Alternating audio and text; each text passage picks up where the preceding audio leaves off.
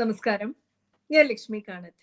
ഇന്ന് നമ്മളോടൊപ്പം ഉള്ളത് എല്ലാവർക്കും സുപരിചിതനായിട്ടുള്ള ആർട്ട് ഓഫ് ലിവിംഗ് എന്ന സംഘടനയുടെ ഇന്റർനാഷണൽ ടീച്ചറും അതിലുപരി മറ്റൊരു മതസ്ഥനായിട്ട് കൂടി ഭഗവത്ഗീത എല്ലാവരിലും എത്തിക്കുന്ന ഭഗവത്ഗീത ആചാര്യൻ കൂടിയായിട്ടുള്ള ആദരണീയനായിട്ടുള്ള സജി നിസാൻജിയാണ്. സ്വാഗതം സജി നിസാൻജി. നന്ദി ലക്ഷ്മിജി. അങ്ങ് മാത്രമല്ല, അങ്ങയുടെ അമ്മ ആദരണീയായിട്ടുള്ള മാതാവും ആർട്ട് ഓഫ് ലിവിങ്ങിന്റെ ഒരു ടീച്ചറാണ് എന്നറിയുന്നതിൽ ഒരുപാട് സന്തോഷമുണ്ട്. ജയ് ഗുരുദേവ്. അങ്ങയോട് ചോദിക്കാനുള്ളത്, ഒരുപാട് ഭഗവത്ഗീത ക്ലാസ്സുകൾ അങ്ങ് ഓരോ ദിവസവും ഓരോ ജില്ലയില് പല സ്ഥലങ്ങളിലായിട്ട് നടത്തുന്നുണ്ട്. അതിനെല്ലാം വലിയ ജനപങ്കാളിത്തമാണ് ഉള്ളത്.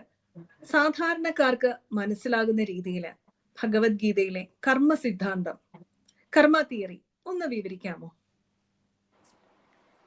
നമുക്ക് വളരെ ബേസിക് ലെവലിൽ സംസാരിക്കാം. വളരെ ബേസിക് ലെവലിൽ കർമ്മ എന്ന വാക്കിന്റെ അർത്ഥം ആക്ഷൻ ആണ്, പ്രവൃത്തി. ഇപ്പോ ന്യൂട്ടന്റെ തേർഡ് ലോ പറയുന്നത് for every action there is an equal and opposite reaction ആണ്, അല്ലെ? ഓരോ പ്രവൃത്തിക്കും അതിന് ശക്തമായിട്ടുള്ള അതേ വിപരീതമായിട്ടുള്ള ഒരു പ്രവൃത്തി നടക്കുന്നുണ്ട്, 100% നടക്കുന്നുണ്ട്. പക്ഷെ ഇത് എപ്പോഴാണ് തിരിച്ചുള്ള പ്രവൃത്തി സംഭവിക്കുക, അതെങ്ങനെയാണ് സംഭവിക്കുക എന്നുള്ളത് നമുക്ക് ചിലപ്പോ കർമ്മ സിദ്ധാന്തത്തിൽ മനസ്സിലാവില്ല. അതായത് ഭഗവത്ഗീതയിൽ ഭഗവാൻ പറയുന്നുണ്ട് ഗഹന കർമ്മണോ ഗതി എന്ന് പറയുന്നുണ്ട്. ഗഹനോ കർമ്മണോ ഗതി, അതായത് കർമ്മത്തിന്റെ ഗതി നമുക്കൊരിക്കലും മനസ്സിലാവില്ല. അതെങ്ങനെയാണ് കർമ്മം പ്രവർത്തിക്കുന്നത് എന്നുള്ള കാര്യം നമുക്ക് മനസ്സിലാവില്ല എന്നാ പറയുന്നത്. ഞാൻ ഒന്ന് രണ്ട് സാധാരണക്കാർക്ക് മനസ്സിലാവുന്ന, എല്ലാവർക്കും മനസ്സിലാവുന്ന ഉദാഹരണങ്ങളിലൂടെ നമുക്ക് പോവാം. പണ്ടൊരിക്കൽ ഒരു കുട്ടി ജനിച്ചു. ഓക്കെ, ഇപ്പൊ മൾട്ടിപ്പിൾ ഡിസബിലിറ്റീസുമായിട്ടാണ് അങ്ങനെ ഒരു കുട്ടി ജനിക്കുന്നത്. ആ കുട്ടി ജനിച്ചു കഴിഞ്ഞപ്പോ ഡോക്ടേഴ്സ് പറഞ്ഞു ഈ കുട്ടി 24 മണിക്കൂറിൽ കൂടുതൽ ജീവിച്ചിരിക്കില്ല. ഈ കുട്ടി ഇപ്പോൾ 32 വർഷമായിട്ട് ജീവനോടുണ്ട്. അന്ന് കുട്ടി 24 മണിക്കൂർ ജീവനോടെ ഉണ്ടാവില്ല എന്ന് പറഞ്ഞ ഡോക്ടർ മരിച്ചുപോയി. ഓക്കെ, അപ്പൊ മാത്രമല്ല അന്നുണ്ടായിരുന്ന ആ ഡോക്ടേഴ്സൊക്കെ അത്യാവശ്യം ഏജുള്ള ആൾക്കാരായിരുന്നു. അവരെല്ലാവരും മരിച്ചുപോയി. പക്ഷെ ഒരു ഡോക്ടർ മാത്രം ഇപ്പോഴും ജീവിക്കുന്നുണ്ട്. വേറെ ആരുമല്ല, ഈ കുട്ടി പിന്നീട് ഡോക്ടറായി മാറി എന്നുള്ളതാണ്. അപ്പോ നമുക്കിത് കർമ്മത്തിന് ഇങ്ങനെ എടുക്കാവേ, അതായത് ഇതെന്റെ കർമ്മമാണ്, ഞാൻ ഇങ്ങനെ ആയിപ്പോയി, ഇനി എനിക്ക് ഒന്നും പറ്റില്ല എന്നുള്ള രീതിയിൽ കർമ്മത്തിന് എടുക്കാം. അതല്ല, ഈ അവസ്ഥയെ പരമാവധി വിനിയോഗിച്ചുകൊണ്ട് ജീവിതത്തിൽ എനിക്ക് എന്തെല്ലാമായി മാറാൻ സാധിക്കും എന്നുള്ള രീതിയിൽ നമുക്ക് കർമ്മത്തെ ഉപയോഗിക്കാം. ഇപ്പോ വലിയ വിൽ പവർ ഒന്നും ഇല്ലാത്ത ഒരാളാണെങ്കിൽ, നിശ്ചയദാർഷ്ട്യം ഒന്നും ഇല്ലാത്ത ഒരാളാണെങ്കിൽ അയാൾക്ക് എന്താ പറയാ, കട്ടലിൽ കിടന്ന് വിഷമിച്ച് ജീവിക്കാം. അയ്യോ എന്റെ ജീവിതം ഇങ്ങനെ ആയിപ്പോയി, എന്റെ ജന്മം ഇങ്ങനെ ആയിപ്പോയി, അത് കാരണം സംഭവിച്ചു, ഇത് കാരണം സംഭവിച്ചു എന്നൊക്കെ പഴിചാരി വേണമെങ്കിൽ അയാൾക്ക് ജീവിക്കാം. പക്ഷെ അയാള് ഒരു തീരുമാനത്തിൽ എടുത്തു, അയാൾക്ക് ഡോക്ടർ ആവണമെന്നുള്ളത്. അങ്ങനെ അയാൾ ഈ ഡിസബിലിറ്റീസും വെച്ചുകൊണ്ട് അയാൾക്ക് ഡോക്ടർ ആവാൻ സാധിച്ചു.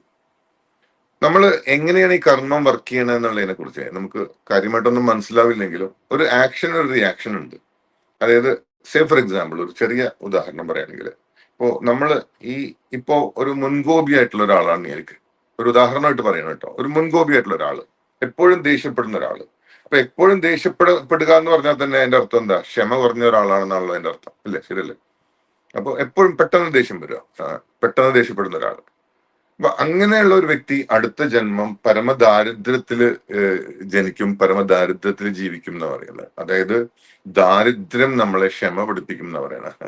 ദാരിദ്ര്യം നമ്മളെ ക്ഷമ പഠിപ്പിക്കുന്ന പോലെ ഈ ലോകത്ത് വേറൊന്നും നമ്മളെ ക്ഷമ പഠിപ്പിക്കില്ല. അപ്പൊ അങ്ങനെയുള്ള ഒരാള് അടുത്ത ജന്മം ദരിദ്രനായിട്ട് ജനിക്കും. അപ്പൊ എന്ത് ആറ്റിറ്റ്യൂഡാണോ നമ്മൾ കാണിച്ചുകൊണ്ടിരിക്കുന്നത്, എന്ത് പ്രവൃത്തിയാണോ നമ്മൾ ചെയ്തുകൊണ്ടിരിക്കുന്നത്, അതിന്റെ ഒരു ഫലം എന്തെങ്കിലുമൊക്കെ രൂപത്തിൽ നമ്മുടെ ജീവിതത്തിൽ ഈ ജന്മത്തിലോ അടുത്ത ജന്മത്തിലോ സംഭവിക്കും. ഒരു റിയാക്ഷൻ പോലെ സംഭവിക്കും. ആ റിയാക്ഷൻ തിയറിനെയാണ് കർമ്മ തിയറി എന്ന് പറയുന്നത്. അല്ലെങ്കിൽ ഈ പ്രകൃതിയിൽ ഒരു അക്കൗണ്ടിങ് സിസ്റ്റം ഉണ്ട്. ആ അക്കൗണ്ടിങ് സിസ്റ്റത്തിനെയാണ് നമ്മൾ കർമ്മ തിയറി എന്ന് പറയുന്നത്. ഗുരുദേവ് ശ്രീ ശ്രീ രവിശങ്കർജി പറയുന്നത് ഒരു ആക്ഷൻ 3 ടൈപ്പായിട്ടാണ് ഒരു ആക്ഷൻ ഉള്ളത്. ഒന്ന്, ഒരു സീഡ് ഫോമിൽ ഒരു ആക്ഷൻ ഉണ്ട്. സീഡ് ഫോം എന്ന് വെച്ചിട്ടുണ്ടെങ്കിൽ ഇപ്പൊ നമ്മളെല്ലാവരും ഒരു കാര്യം പ്രവർത്തിക്കുന്നതിന് മുമ്പേ തന്നെ ആ പ്രവൃത്തിയെ കുറിച്ച് നമ്മൾ കുറെ തവണ ആലോചിക്കും, അല്ലേ? ശരിയല്ലേ? ഇത് ഇങ്ങനെ പ്രവർത്തിക്കണോ, അത് അങ്ങനെ പ്രവർത്തിക്കണോ, പ്രവർത്തിക്കാതിരിക്കണോ, അല്ല ഇത്രയധികം പ്രവർത്തിക്കണം, അങ്ങനെ നമ്മൾ പ്രവൃത്തിയെ കുറിച്ച് കുറെ ചിന്തിക്കും ആദ്യം. അതാണ് സീഡ് ഫോം എന്ന് പറയുന്നത്. എന്നിട്ട് ചിലപ്പോൾ നമ്മൾ പ്രവർത്തിക്കാതെ ചിലപ്പോൾ വിട്ട് കളഞ്ഞു എന്ന് വരും. ചിലപ്പോൾ നമ്മൾ പ്രവർത്തിക്കാം, ചിലപ്പോൾ നമ്മൾ വിട്ട് കളയാം. അടുത്തത് നമ്മൾ പ്രവർത്തിക്കാൻ തുടങ്ങുന്നു. അപ്പൊ നമ്മളുടെ അതാണ് സെക്കൻഡ് സ്റ്റേജ്. ഇതാണ് നമ്മുടെ ആക്ഷൻ അലൈവ് ആയി. അപ്പൊ പ്രവൃത്തി, കർമ്മം അലൈവ് ആയി. മറ്റേത് കർമ്മം ഒരു സീഡ് ഫോമിലായിരുന്നു ആദ്യത്തെ സ്റ്റെപ്പ്. രണ്ടാമത്തെ സ്റ്റെപ്പാണ് കർമ്മം അലൈവ് ആവുന്നു, നമ്മുടെ കർമ്മം ആക്ഷനിലോട്ടായി. മൂന്നാമത്തെ സ്റ്റെപ്പാണ് നമ്മുടെ കർമ്മം കഴിഞ്ഞു, ഇനി എന്ത് ആക്ഷനും ഒരു റിസൾട്ട് വരും, അല്ലെ? ശരിയല്ലേ? അത് ചിലപ്പോൾ സക്സസ് ആവാം, ഫെയിലിയർ ആവാം, ചിലപ്പോൾ ഒരാളെ സഹായിക്കുന്നതാവാം, ചിലപ്പോൾ ഒരാളെ ഉപദ്രവിക്കുന്നതാവാം. അങ്ങനെ എന്തെങ്കിലും രീതിയിൽ ഒരു റിസൾട്ട്, നല്ല രീതിയിലോ പോസിറ്റീവായിട്ടോ നെഗറ്റീവായിട്ടോ ഒരു റിസൾട്ട് ആക്ഷന് വന്നിരിക്കുക. അതാണ് മൂന്നാമത്തെ സ്റ്റെപ്പ്. അപ്പൊ ഈ റിസൾട്ട് അതായത് നമ്മളൊരു കാര്യം മനസ്സിൽ ഉദ്ദേശിക്കുന്നത് പോലും ആക്ഷനായിട്ട് മാറും. അതായത് നമുക്കൊരു ഇന്റൻഷൻ വരികയാണ്, ആ ഇന്റൻഷൻ പോലും ആക്ഷനായിട്ട് മാറും.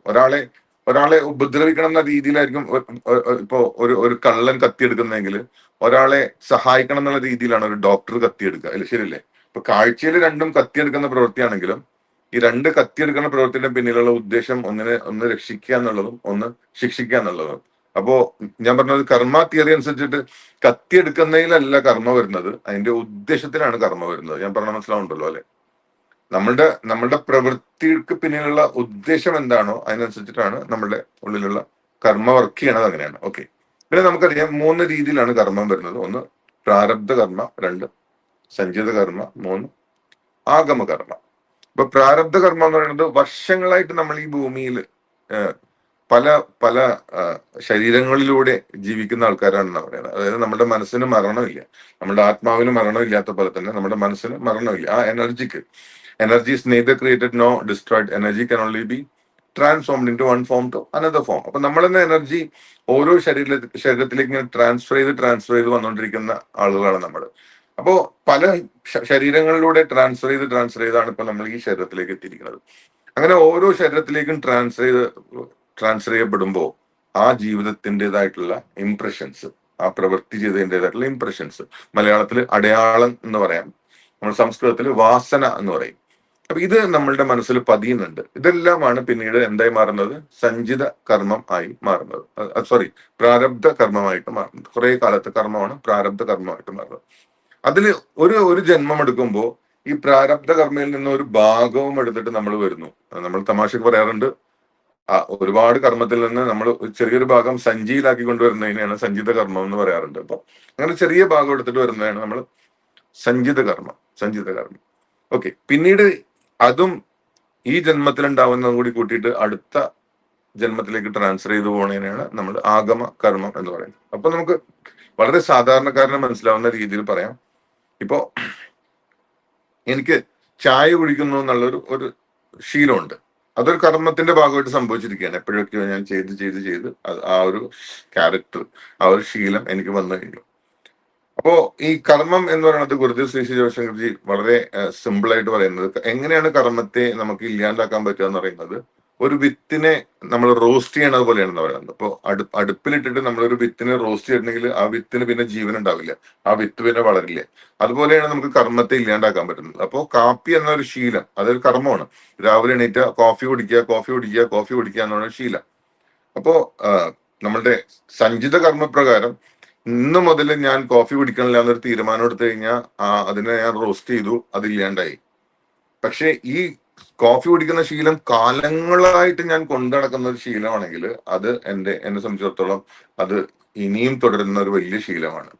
അപ്പോ ഞാൻ കോഫി കുടിക്കണ്ടെന്ന് തീരുമാനിച്ചു കഴിഞ്ഞാലും, ഞാൻ തീരുമാനിക്കുകയാണ്, ഓക്കെ, ഇനി മുതൽ കോഫി കുടിക്കുന്നില്ല എന്ന് ഞാൻ തീരുമാനിച്ചു കഴിഞ്ഞാലും ഇത് കാലങ്ങളുടെ ഒരു ശീലമായതുകൊണ്ട് ഞാൻ നിർത്തിക്കഴിഞ്ഞാലും അതിന്റെ ആഫ്റ്റർ എഫക്റ്റ് ആയിട്ടുള്ള ഒരു തലവേദന ഞാൻ അനുഭവിക്കേണ്ടി വരും. ഞാൻ പറഞ്ഞ മനസ്സിലുണ്ടല്ലോ, അല്ലെ?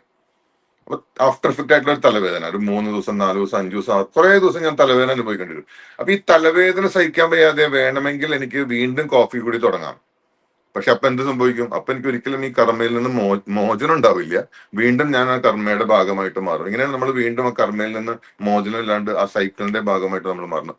അതല്ല, ഈ വേദന ഞാൻ സഹിക്കാൻ തയ്യാറാണ്, എന്നാലും ഞാൻ കോഫി കുടിക്കില്ല എന്ന് തീരുമാനിച്ചു കഴിഞ്ഞാൽ പിന്നെ ടോട്ടലി ഞാൻ ഈ കർമ്മയെ ഞാൻ ബ്രേക്ക് ചെയ്യാണ്. മനസ്സിലാകുന്നുണ്ടോ? പിന്നെ ആ കർമ്മ എന്ന് പറഞ്ഞ ആ ഒരു സർക്കിളിൽ നിന്ന്, അറ്റ്ലീസ്റ്റ് ആ കോഫി എന്ന കർമ്മ സർക്കിളിൽ നിന്ന് ഞാൻ പുറത്തേക്ക് വരികയാണ്. എങ്ങനെയാണ് നമ്മൾ കർമ്മ എന്ന ഒരു സർക്കിളിൽ നിന്ന് വിൽ പവർ ഉപയോഗിച്ചിട്ട് നമ്മൾ എങ്ങനെയാണ് പുറത്തു വരുന്നത് എന്നുള്ളതിന്റെ ഒരു ഉദാഹരണം പറയാം. അപ്പൊ കർമ്മ ഇപ്പൊ മഹാഭാരതത്തിൽ തന്നെ കർമ്മ പല രീതിയിൽ ബാധിക്കുന്നത് നല്ല രസകരമായിട്ട് മഹാഭാരതത്തിൽ ചൂണ്ടിക്കാണിക്കുന്നുണ്ട്. ഇപ്പോ അഭിമന്യു അഭിമന്യു ചക്രവ്യൂഹം ഭേദിച്ച് ഉള്ളിലോട്ട് കിടക്കുമ്പോ അത് ഒരു ഗംഭീര കയറ്റമാണല്ലോ. കാരണം അർജുനന് വേണ്ടിയിട്ട് ഉണ്ടാക്കിയിട്ടുള്ള ഒരു ട്രാപ്പിലാണ് അഭിമന്യു വന്ന് കയറുന്നത്. അപ്പൊ നമുക്ക് അറിയാവുന്ന ഒരു കഥയാണ്. അഭിമന്യുവിന് ഉള്ളിലേക്ക് പ്രവേശിക്കാൻ മാത്രമേ അറിയുള്ളൂ, പുറത്തോട്ടിറങ്ങാനുള്ള വിദ്യ അറിയില്ല.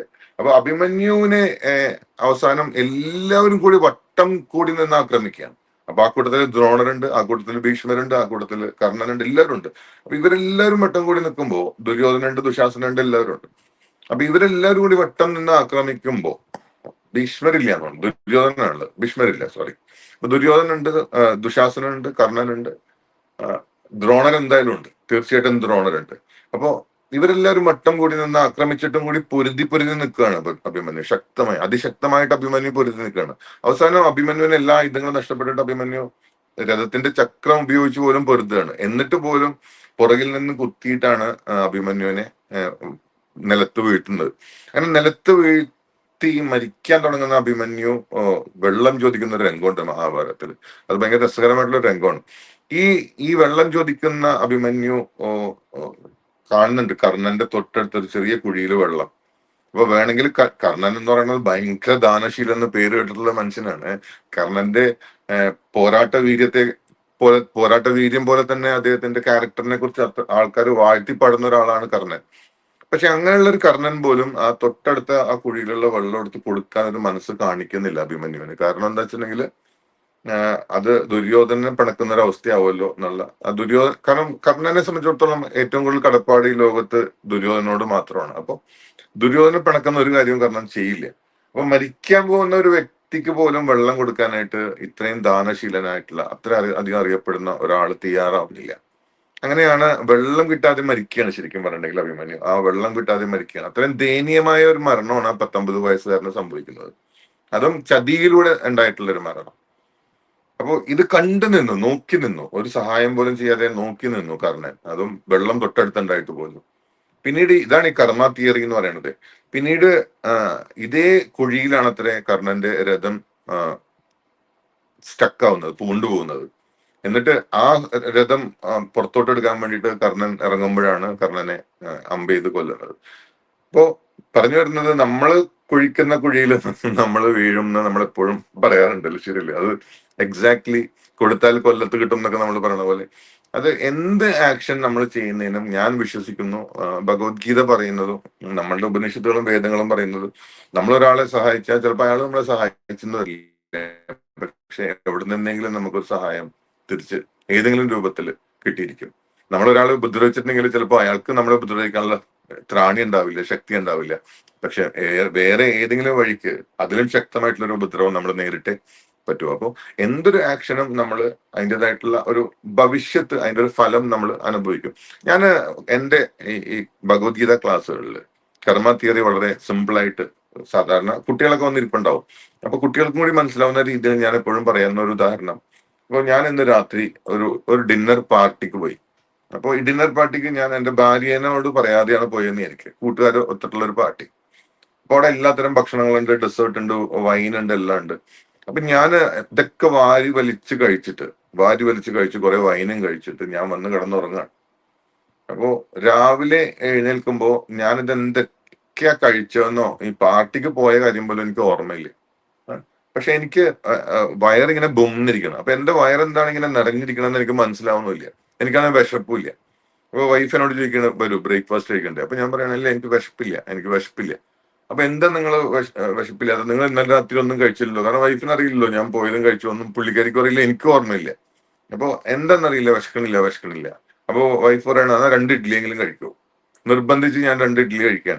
അപ്പത്തേക്ക് എനിക്ക് വയറുവേദന എടുക്കാൻ തുടങ്ങി. അപ്പൊ ഞാൻ പറയണ, എനിക്ക് വയറുവേദന എടുക്കുന്നു. അപ്പൊ എന്താ കഴിച്ചത്? ആകെ 2 ഇഡ്ഡലിയാ കഴിച്ചത്, പക്ഷെ ഭയങ്കര വയറുവേദന എടുക്കുന്നു. ഡോക്ടറിന്റെ അടുത്ത് പോകുന്നു, എന്താ കഴിച്ചതെന്ന് ചോദിക്കുന്നു. ഞാൻ പറയുന്നു, അയ്യോ ഡോക്ടറെ, ആകെ 2 ഇഡ്ഡലിയെ ഞാൻ കഴിച്ചിട്ടുള്ളൂ, എന്നിട്ടാണ് ഇത്ര വയറുവേദന. പക്ഷെ ഞാൻ ഇന്നലെ കഴിച്ച ഭക്ഷണത്തിന്റെ ഒരു ഭാഗവും ദഹിക്കാണ്ട് അവിടെ കിടക്കുന്നതാണ് എന്നെ ശാരീരികമായിട്ട് വേദനിപ്പിച്ചുകൊണ്ടിരിക്കുന്നത്. അപ്പോ ഞാൻ മറന്നുപോയി ഞാൻ എന്തൊക്കെയാണ് ഇന്നലെ കഴിച്ചതെന്നുള്ളത്, ഞാൻ എന്തൊക്കെയാണ് ഇന്നലെ പ്രവർത്തിച്ചതെന്നുള്ളത്. പക്ഷെ എന്റെ വയറ് മറന്നിട്ടില്ല ഞാൻ എന്തൊക്കെയാ കഴിച്ചിട്ടുള്ളത്. അപ്പൊ ഇന്നലത്തെ ആ ഭക്ഷണത്തെ വയറ് ഇന്നത്തെ ദിവസത്തേക്ക് ക്യാരി ചെയ്യുന്നത് പോലെയാണ് കർമ്മ തിയറി എന്ന് പറയുന്നത്. മനസ്സിലാവുന്നുണ്ടോ? നമ്മള് നമ്മൾ ഈ ജന്മം ത്തെ വെച്ച് മാത്രമാണ് നമ്മൾ നമ്മളെ കണക്കാക്കുന്നത്. അപ്പൊ നമുക്ക് എന്തുകൊണ്ടാണ് ഞാൻ ഇങ്ങനെയൊക്കെ അനുഭവിക്കുന്നത്, ഈ വേദനകളിലൂടെ ഞാൻ എന്തുകൊണ്ടാണ് കടന്നു പോകുന്നത്, ഈ പ്രശ്നങ്ങളിലൂടെ ഞാൻ എന്താണ് കടന്നു പോകുന്നത്, നമുക്കറിയില്ല. കഴിഞ്ഞ ജന്മം നമ്മൾ എന്തൊക്കെയാണ് ചെയ്തു കൂട്ടിയിട്ടുള്ളത്, നമ്മൾ എന്തൊക്കെയാണ് കാട്ടി കൂട്ടിയിട്ടുള്ളത് നമുക്കറിയാൻ പറ്റില്ല. അത് ഓഫ് കോഴ്സ് ക്യാരി ഫോർവേഡ് ചെയ്ത് വരും. അതൊക്കെ നമ്മൾ അനുഭവിച്ചേ പറ്റൂ. പിന്നെ അത് എങ്ങനെ ബ്രേക്ക് ചെയ്യാം എന്നുള്ളത് നമ്മളുടെ ഈ പറഞ്ഞ പോലെ ആ ഒരു അത്രയധികം വിൽ പവർ ഉള്ള ഒരു വ്യക്തി ഇത്തരം സ്പിരിച്വാലിറ്റി അത്തരം പ്രാക്ടീസുകളിലൂടെയാണ് നമുക്ക് ഇതിന്റെ ശക്തി കുറക്കുക എന്നുള്ളതാണ്. മനസ്സിലാവുന്നുണ്ട്? അത് നമ്മളെ അതിന് ആ പ്രോസസ്സിലൂടെ. കാരണം ഈ ഞാൻ എന്ന് പറയുന്നത് ഇപ്പൊ ഈ കാണുന്ന ശരീരത്തിൽ ഇപ്പൊ ഇരിക്കുന്ന സജി നിസാൻ എന്നൊരു ക്യാരക്ടറിലല്ലോ. ഇപ്പോ ലക്ഷ്മി ജി എന്ന് പറയുന്നത് ഈ കാണുന്ന ശരീരത്തിൽ കാണുന്ന നമ്മളെന്ന് പറയുന്നത് മനസ്സ് ഒരുപാട്, ഈ ആത്മാവ് അല്ലെങ്കിൽ ഈ സ്പിരിറ്റ്, ഈ ചേതന, ഈ കോൺഷ്യസ്നെസ് ഒരുപാട് ശരീരങ്ങളിലൂടെ സഞ്ചരിച്ച് വന്നിരിക്കുകയാണ്. അപ്പോ ഞാനൊരു തെറ്റും ചെയ്തില്ല എന്നുള്ളത് ഈ ഒരു പേഴ്സണാലിറ്റി മാത്രമാണ് പറയുന്നത്. പക്ഷെ ഈ ആത്മാവ് ചെയ്തു കൂട്ടിയിട്ടുള്ള നല്ലതും മോശവുമായിട്ടുള്ള ഒരുപാട് കാര്യങ്ങൾക്ക് കണക്ക് ചോദിക്കും, കണക്ക് പറഞ്ഞേ പറ്റൂ. ഇത് തന്നെയാണ് ആക്ച്വലി കർമ്മ തിയറിയുടെ പ്രിൻസിപ്പിൾ. ഒരു ഉദാഹരണം കൂടി ഞാൻ എപ്പോഴും പറയാറുണ്ട്. ഞാൻ ഈ ആർട്ട് ഓഫ് ലിവിങ്ങിന്റെ ഭാഗമായിട്ട് ജയിലുകളിൽ പോയിട്ട് ക്ലാസ് എടുക്കാറുണ്ട്. ജയിലുകളിൽ അപ്പൊ ഒരിക്കൽ ഒരു കണ്ണൂർ ഒരു സ്ഥലത്തൊരു ജയിലിൽ ക്ലാസ് എടുക്കാൻ പോയപ്പോ അവിടെ ഒരു ജീവപര്യന്തം തടവിന് ശിക്ഷിച്ചിരിക്കുന്ന ഒരു പ്രതിയാണ് വാസു എന്ന് പറയുന്നത്. ഒരു 60 വയസ്സുള്ള ഒരാൾ. അപ്പൊ അവിടെ ഈ തടവുകാർക്ക് മുഴുവൻ വലിയ ബഹുമാനമാണ് ഈ വാസുവിനോട്.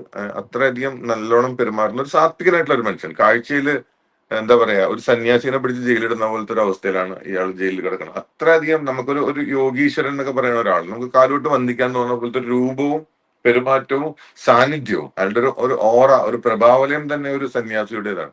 അപ്പൊ അത്രയധികം സാത്വികനായിട്ടുള്ള ഒരു ആള് കാഴ്ചയിൽ തന്നെ എനിക്ക് തോന്നി ഇയാൾ എന്ത് തെറ്റ് ചെയ്തിട്ടായിരിക്കും ഈ ജയിലിൽ വന്നത്. അപ്പൊ ഞാൻ അടുത്തേക്കുന്ന ആളുകളോടൊക്കെ ചോദിച്ചു, ഈ വാസുവേട്ടൻ എന്ത് തെറ്റാ ചെയ്തിട്ടുള്ളത്? അപ്പൊ അവർക്കൊന്നും അറിയില്ല. എല്ലാവർക്കും വാസുവേട്ടനോട് ഭയങ്കര ബഹുമാനമാണ്, അവിടുത്തെ ഓഫീസേഴ്സിനും വലിയ ബഹുമാനമാണ്. അങ്ങനെ ഈ വാസുവേട്ടനാണെങ്കിൽ മറവി രോഗം വന്നിട്ട് വാസുവേട്ടൻ ചെയ്ത തെറ്റിനെ കുറിച്ച് വാസുവേട്ടന് ഒരു പിടുത്തവും ഇല്ല. അയാൾ എല്ലാവരോടും നല്ലോണം പെരുമാറിക്കൊണ്ടേയിരിക്കുകയാണ്. അപ്പൊ ഞാൻ വാസുവേട്ടനോട് ചോദിക്കുമ്പോൾ വാസുവേട്ടൻ പറയുന്നത്, എനിക്കിങ്ങനെ തെറ്റ് ചെയ്യാൻ പറ്റുക സാറേ? എനിക്കൊരാളെ ഒരു ഈച്ചനെ പോലും ഉപദ്രവിക്കാൻ എനിക്ക് പറ്റില്ല. ഞാൻ ഒരു തെറ്റും ചെയ്തിട്ടില്ല കേട്ടോ എന്ന് പറഞ്ഞുകൊണ്ടിരിക്കുന്നുണ്ട് പുള്ളി. അപ്പോഴാണ് സൂപ്രണ്ടുമായിട്ട് ചർച്ച ചെയ്തപ്പോ സൂപ്രണ്ട് പറഞ്ഞു, വരൂ കാണിച്ചു തരാമെന്ന് പറഞ്ഞിട്ട് പോയിട്ട് അവിടുത്തെ റെക്കോർഡ് ബുക്ക് കാണിക്കുമ്പോഴാണ് മനസ്സിലാവുന്നത് എന്തെന്ന്. ഒരു 30-32 വർഷം മുമ്പ് 3 പേരെ കൊന്നിട്ടാണ് ഈ ശുദ്ധനായ വാസുവേട്ടൻ ജയിലിൽ വന്നിരിക്കുന്നത്. അപ്പോ വാസുവേട്ടൻ ഇത് മറന്നുപോയി, കൂടെയുള്ള ആൾക്കാർക്ക് ഇതറിയില്ല, ആർക്കും ഇതറിയില്ല. പക്ഷെ റെക്കോർഡ് ബുക്ക് ഒരിക്കലും കളവ് പറയില്ല. റെക്കോർഡ് ബുക്കിൽ കൃത്യമായിട്ട് എഴുതി വെച്ചിട്ടുണ്ട് ഇദ്ദേഹം എന്ത് ചെയ്തിട്ടാണ് ഇപ്പോ ഈ അവസ്ഥയിലോട്ട് വന്നത്. അപ്പോ ഇങ്ങനെ ഒരു അക്കൗണ്ടിങ് സിസ്റ്റം ജയിലിലെ സൂപ്രണ്ടിന്റെ കയ്യിലുള്ള പോലത്തെ ഒരു അക്കൗണ്ടിങ് സിസ്റ്റം, റെക്കോർഡ് ബുക്ക് നമ്മളുടെ എല്ലാവരുടെയും ജീവിതത്തിലുണ്ട്. അത് കൃത്യമായിട്ട് നമ്മൾ ചെയ്യുന്ന ഓരോ കാര്യങ്ങളും രേഖപ്പെടുത്തിക്കൊണ്ടിരിക്കുന്നുണ്ട്. അപ്പോൾ എവറി ആക്ഷൻ നമ്മൾ സൂക്ഷിച്ച് ചെയ്യാൻ ബാധ്യസ്ഥരാണ്. ഞാൻ ചെയ്തത് ആരും കണ്ടില്ലല്ലോ എന്ന് നമ്മൾ വിചാരിക്കരുത്. ഞാൻ പറഞ്ഞത് വേറെ ആരും കേട്ടില്ലല്ലോ എന്ന് നമ്മൾ വിചാരിക്കരുത്. ഇതെല്ലാം പ്രകൃതിയിൽ കൃത്യമായിട്ടൊരു കണക്ക് ഒരാള് സൂക്ഷിക്കുന്നുണ്ട്. നല്ല ആ ബോധത്തോടെ നമ്മൾ ജീവിക്കുക എന്നുള്ളതാണ് ഈ സനാതന ധർമ്മത്തിന്റെ ബ്യൂട്ടി. എനിക്ക് സനാതന ധർമ്മത്തിനെ കുറിച്ച് കൂടുതൽ മനസ്സിലാക്കുമ്പോൾ ഞാൻ മനസ്സിലാക്കുന്ന ഒരു കാര്യം, സനാതനധർമ്മം സനാതന ധർമ്മ വിശ്വാസപ്രകാരം ദൈവം നമ്മളെ രക്ഷിക്കുന്നില്ല, ദൈവം നമ്മളെ ശിക്ഷിക്കുന്നില്ല കേട്ടോ. സനാതന ധർമ്മ വിശ്വാസപ്രകാരം നമ്മളുടെ കർമ്മമാണ് നമ്മളെ രക്ഷിക്കുന്നതും നമ്മളുടെ കർമ്മമാണ് നമ്മളെ ശിക്ഷിക്കുന്നതും. Thank you. ജയ് ഗുരുദേവ്.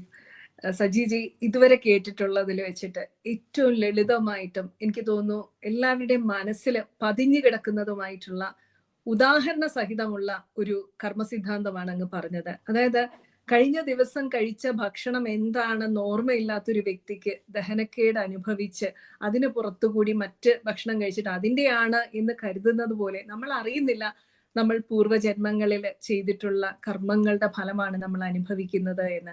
ഇതൊരിക്കലും എനിക്ക് തോന്നുന്നു ഇത് കേട്ട് ഇരിക്കുന്ന വ്യക്തികളുടെ മനസ്സിൽ നിന്ന് ഈ ഉദാഹരണം പോവില്ല. ഇത്ര മനോഹരമായിട്ട്, ഇത്ര ലളിതമായിട്ട് ഈ ഒരു കർമ്മ സിദ്ധാന്തം പറഞ്ഞതിന് സത്യത്തില് ശ്രീ ശ്രീ ഗുരുദേവിന്റെ രവിശങ്കർജിയുടെ അനുഗ്രഹം തന്നെയായിരിക്കും ഉള്ളതെന്നാണ് എനിക്ക് തോന്നുന്നത്. ഇല്ലെങ്കിൽ നാവിൽ ഇത്ര മനോഹരമായിട്ട് ഈ ഒരു ഉദാഹരണം വരില്ല. ഒരുപാട് നന്ദി. മനോഹരമായിട്ട് കർമ്മ സിദ്ധാന്തം സാധാരണക്കാർക്ക് മനസ്സിലാകുന്ന രീതിയിൽ അവതരിപ്പിച്ചതിന് താങ്ക് യു.